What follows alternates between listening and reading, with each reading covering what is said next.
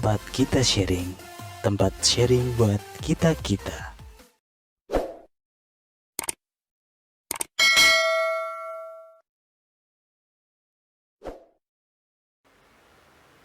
Assalamualaikum warahmatullahi wabarakatuh. Kembali lagi di channel ini. Tempat kita sharing, tempat sharing buat kita-kita. Tempat kita sharing, tempat sharing buat kita-kita. Oke, let's get the ball rolling. Pada kesempatan kali ini kita akan berbicara terkait sistematika atau pedoman penulisan skripsi atau tugas akhir ya. Kita tuh nyebutnya skripsi ketika kita ada di universitas-universitas yang non teknik ya, kayak mungkin ada di universitas yang isinya itu ada fakultas ekonomi bisnis, ada fakultas kesehatan masyarakat, atau fakultas-fakultas sosial dan humaniora yang lain kayak gitu. Tetapi untuk fakultas-fakultas yang universitas yang berbasis teknologi, teknik, kayak mungkin Institut Teknologi Bandung atau Institut Teknologi 10 November ITS Surabaya atau Institut Teknologi yang lain, itu biasanya menyebutnya itu tugas akhir dan bukan skripsi gitu. Jadi it just matter of term ya. Jadi perbedaan penyebutan saja, tapi sama-sama skripsi ya tugas akhir. Tugas akhir ya skripsi adalah kewajiban bagi kita kalau sebagai mahasiswa itu untuk menyelesaikannya, karena itu adalah ya tugas akhir kita yang harus diselesaikan. Kalau nggak diselesaikan ya siap-siap nggak lulus kayak gitu kan. Oke, dan setelah saya melakukan sampling terhadap beberapa universitas negeri ternama di Indonesia, saya melihat bahwa memang sistematika atau susunan pengerjaan skripsi dalam penulisan skripsi itu dalam bab-babnya itu similar, jadi mirip-mirip gitu. Jadi mulai dari ada bab 1, bab 2, bab 3, bab 4 dan juga bab 5 itu kontennya itu most of them sama. Baik itu untuk yang skripsi yang itu kualitatif maupun kuantitatif, itu hanya ada perbedaan beberapa saja.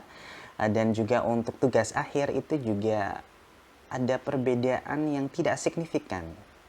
Jadi ya mirip-mirip lah kayak gitu. Oke, pertama bagi kalian yang resah dan gelisah, kenapa saya mengangkat konten ini, dikarenakan saya dulunya juga merasa ketika menghadapi skripsi atau tugas akhir ini, saya merasa bahwa ini adalah sesuatu yang benar-benar sulit gitu ya, karena saya mikirnya dulu kayak gitu. Makanya teman-teman jangan sampai kalau kita sebelum melakukan sesuatu tuh jangan pikir sulit, nanti jadinya sulit beneran. Maka pikirkanlah kalau itu tuh akan mudah, insya Allah akan menjadi mudah kayak gitu ya.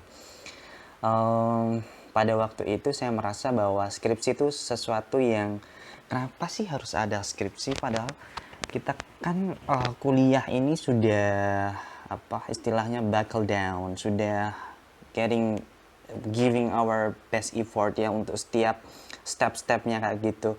Nah, tapi memang kalau secara logika sesuatu kalau kita ingin next step kan memang harus ada ujiannya ya.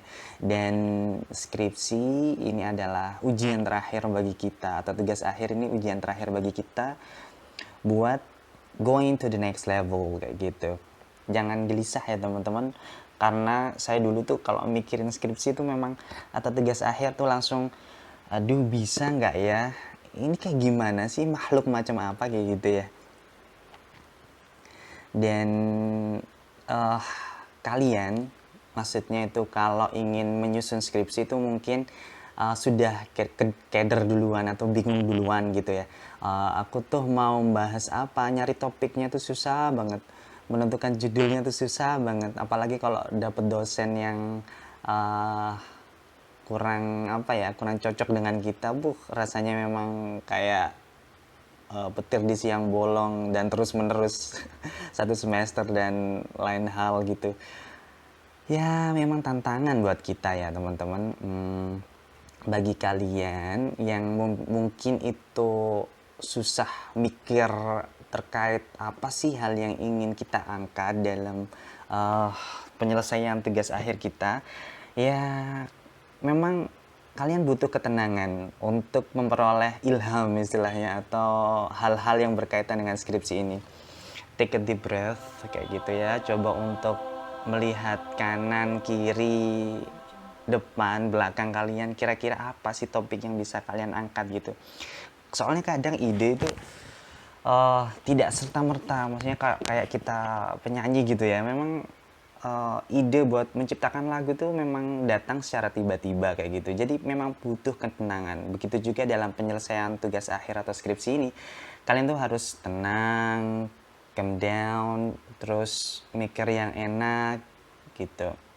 Atau kalau kalian tuh sudah mentok, salah satu cara yang bisa kita lakukan adalah dengan melihat referensi gitu. Referensi yang kira-kira uh, dapat memberikan ide buat kalian gitu. Nah, coba kalian datang ke perpustakaan universitas kalian gitu ya. Di sana kan ada, atau di fakultas lah, perpustakaan fakultas kalau ada gitu ya. Kalian coba lihat skripsinya kakak-kakak tingkat kalian gitu ya. Mungkin dari beberapa skripsi itu kalian akan dapat ide gitu lah. Jadi jangan terkungkung istilahnya. Jadi kalau kalian sudah bingung, terus kalian tuh cuman bingung istilahnya itu ya bingung dengan dirinya sendiri gitu loh, dan gak mau berusaha lebih.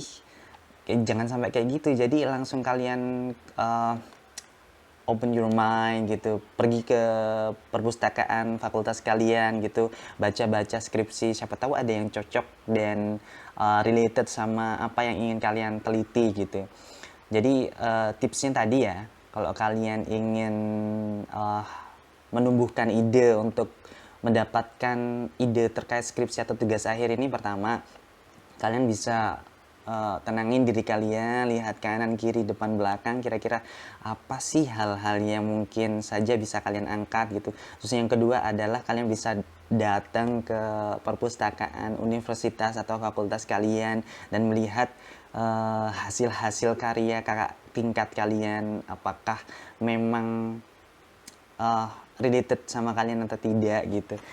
Dan insya Allah kalau dua hal ini kalian lakukan, kalian akan dapat segera dapat mendapatkan ide kok gitu.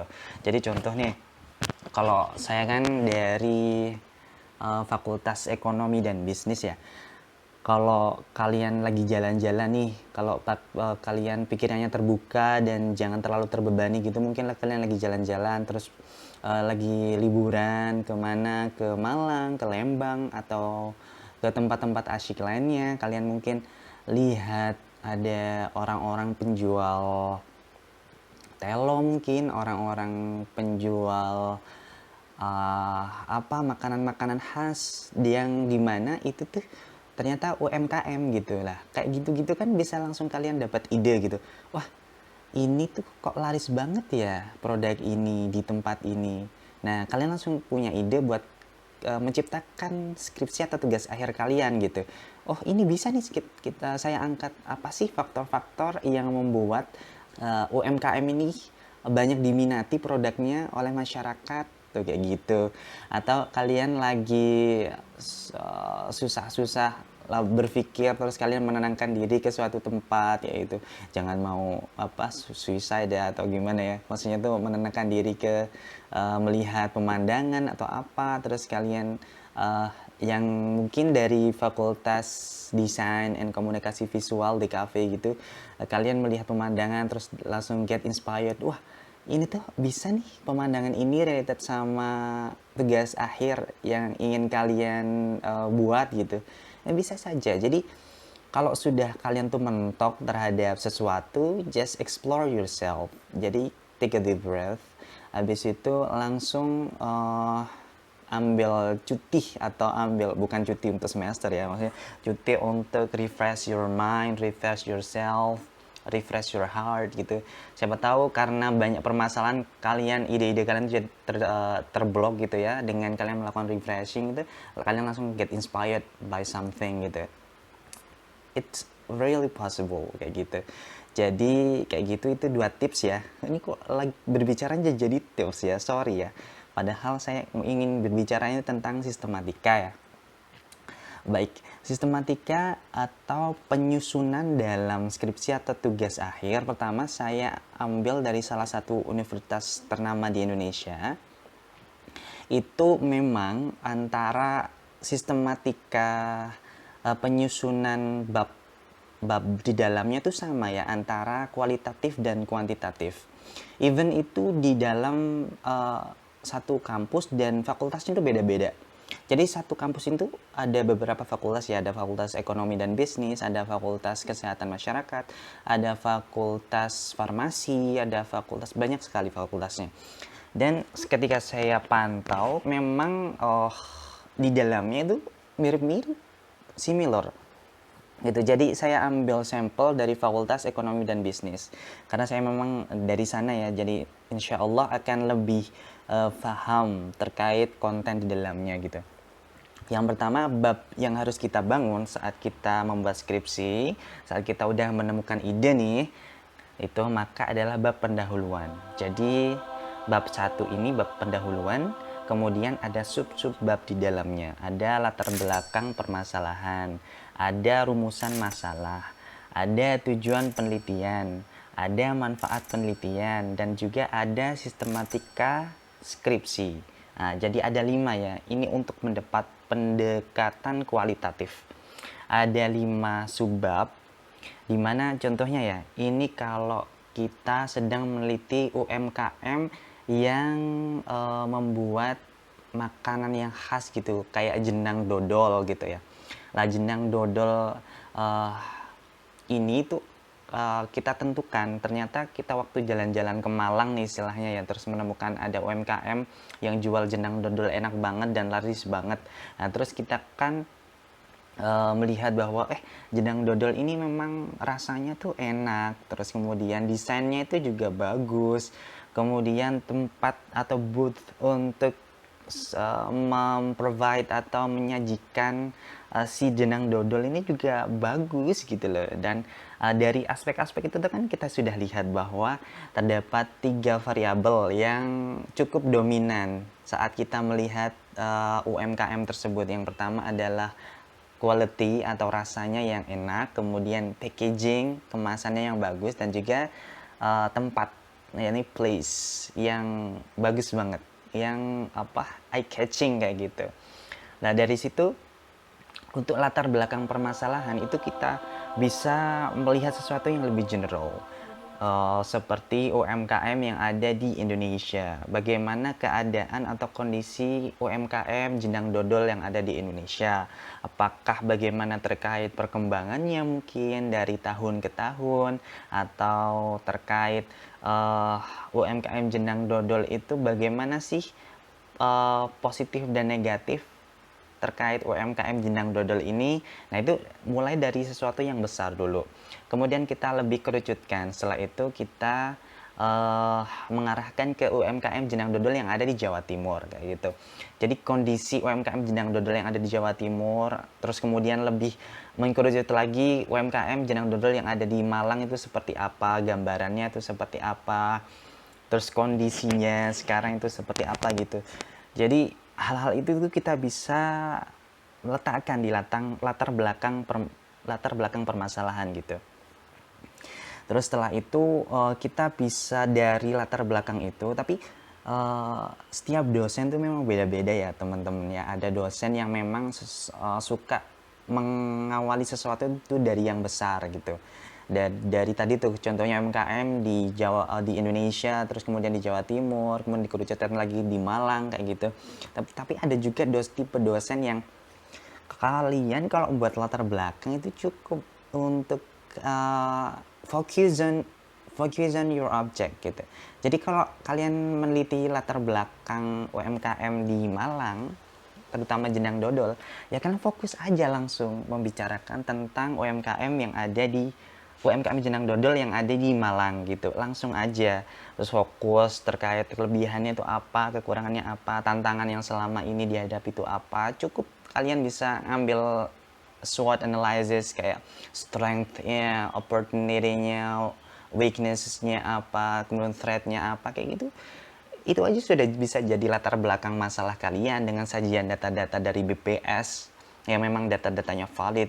Itu bisa kalian pakai kayak gitu. Jadi jangan istilahnya memikirkan sesuatu yang terlalu membingungkan atau seperti apa, just take it a simple thing gitu.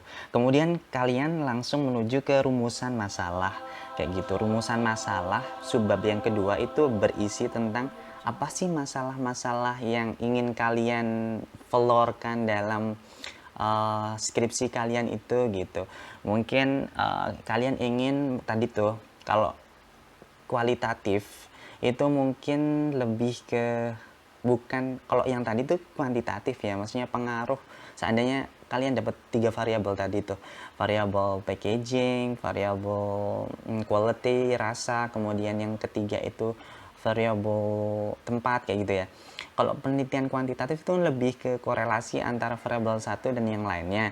Tetapi kalau kualitatif itu lebih ke kayak pendekatan dari kualitatif itu kan ada fenomenologi seperti yang saya sebutkan di channel sebelumnya, ada grounded theory, kemudian ada pneumatika, ada semiotika, kayak gitu-gitu ya.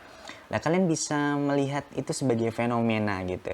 Fenomena UMKM jenang dodol yang sedang viral. Nah, apa sih?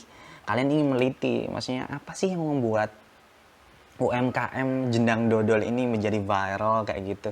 Itu bisa kalian masih gali di penelitian kualitatif ini. Kemudian rumusan masalahnya tentu kalian ingin tahu hal-hal yang membuat UMKM jenang dodol di Malang itu menjadi viral kayak gitu. Kemudian kalian apakah kekuatan atau hal-hal positif yang membuat UMKM jenang dodol ini menjadi viral. Kemudian bagaimana kondisi di sekitaran UMKM jenang dodol sehingga membuat dia bisa menjadi viral. Itu kan kalian sudah menemukan 3 rumusan masalah kayak gitu. Kemudian tujuan penelitian. Tujuan penelitian tuh biasanya tuh related sama rumusan masalah yang kalian bangun, kalian keluarkan di dalam penelitian itu. Jadi tujuannya ya tentu secara ilmiah itu ya untuk menjawab rumusan masalah yang telah kalian bangun gitu. Jadi kalian ingin mengetahui kenapa UMKM jenang dodol bisa viral. Terus untuk mengetahui alasan atau hal-hal positif yang bisa mendukung UMKM jenang dodol bisa menjadi viral kayak gitu. Ya hal-hal itu, jadi apa rumusan masalah kalian, tujuan penelitian itu adalah itu kayak gitu. Kemudian yang keempat subbabnya adalah manfaat penelitian. Jadi manfaat penelitian itu lebih ke ya kebermanfaatan kalian. Kenapa sih kalian perlu melakukan conducting this research gitu loh. Melakukan penelitian ini tuh apa tujuannya, tuh apa manfaatnya gitu. Biasanya itu ada beberapa manfaat ya, kayak manfaat secara teori atau secara akademik, gitu, akademik benefit, kemudian ada juga manfaat secara kemasyarakatan, kemudian ada juga manfaat secara institusi. Itu setiap kampus memang beda-beda, dan setiap fakultas pun kadang satu kampus tapi fakultas pun itu sudah berbeda-beda untuk manfaat penelitian. Jadi ya depend on your university, depends on your lecturer gitu, karena setiap dosen pun kadang ada yang mikir itu gak penting, ini tuh penting kayak gitu. Jadi just let it in the place that you're into. Jadi kalian tuh lagi di mana, dan ya ikuti rule di sana. Ya sekali-kali kalau kalian ingin melakukan sesuatu breakthrough, dan breakthrough-nya itu menurut dosen tuh positif, it's no problem. Jadi ya just explore yourself gitu lah. Tapi tetap dari rule dan mengkomunikasikannya dengan dosen kalian gitu. Kemudian yang terakhir kalau di kualitatif itu ada sistematika skripsi. Jadi memang apa sih yang kalian lakukan dari bab 1 sampai bab terakhir. Bab-babnya itu kalian florkan di sistematika penelitian. Jadi jangan sampai bingung atau apa. Sorry ya, ini rada capek saya. Jadi pindah gaya duduk soalnya sudah kebas. Maklum udah rada berumur nih. Kemudian kita langsung ke bab kedua, yakni tinjauan pustaka. Jadi tinjauan pustaka ini berisi tentang kajian-kajian atau hal-hal yang related sama penelitian yang sedang kalian lakukan. Jadi untuk subbab yang pertama kan penelitian sebelumnya gitu. Jadi kalian bisa melakukan research, datang ke perpustakaan kalian untuk melihat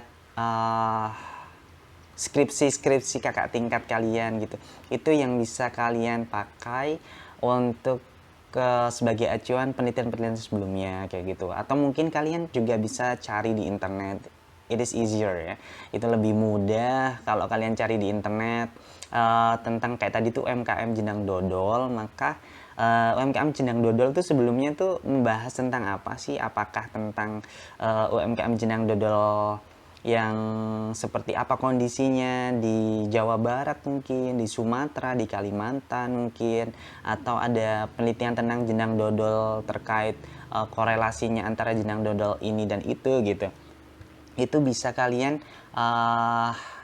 letakkan atau sampaikan di penelitian sebelumnya. Jadi satu hal yang saya lupa, sorry.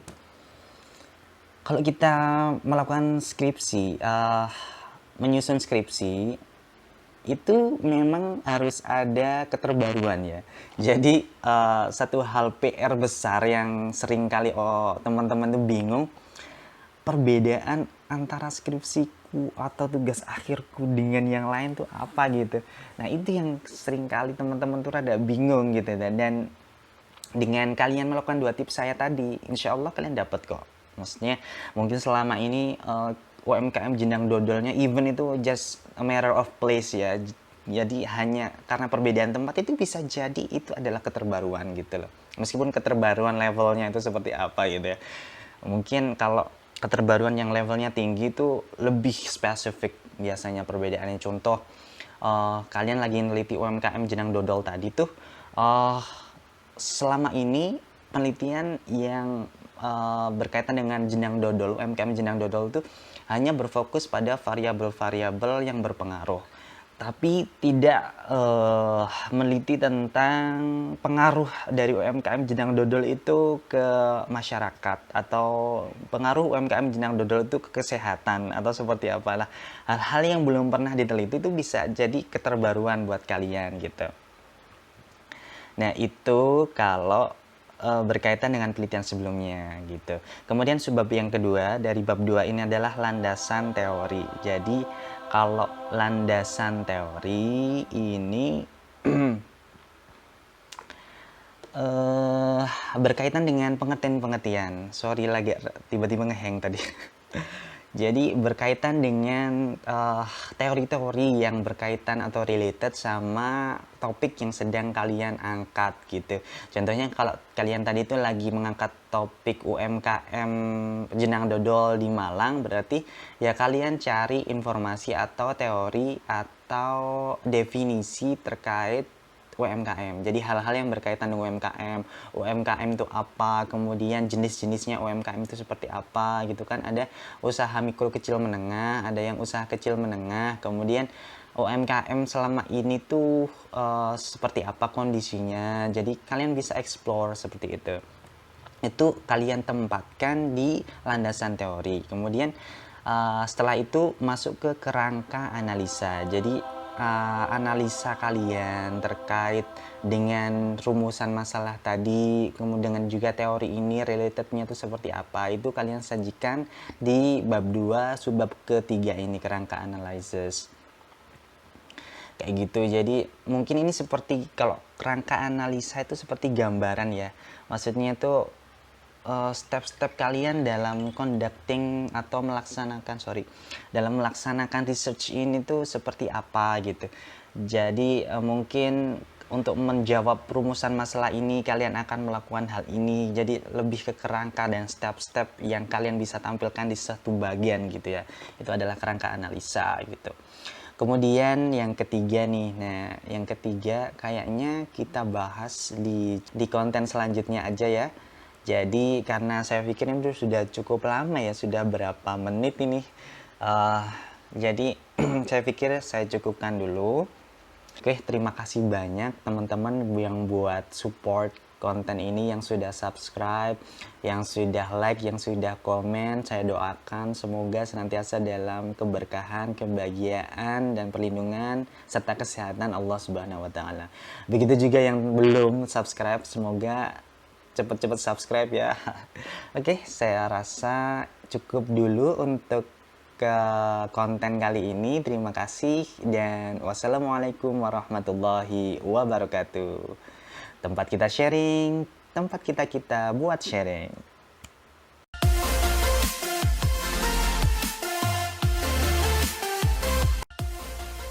Tempat kita sharing, tempat sharing buat kita-kita.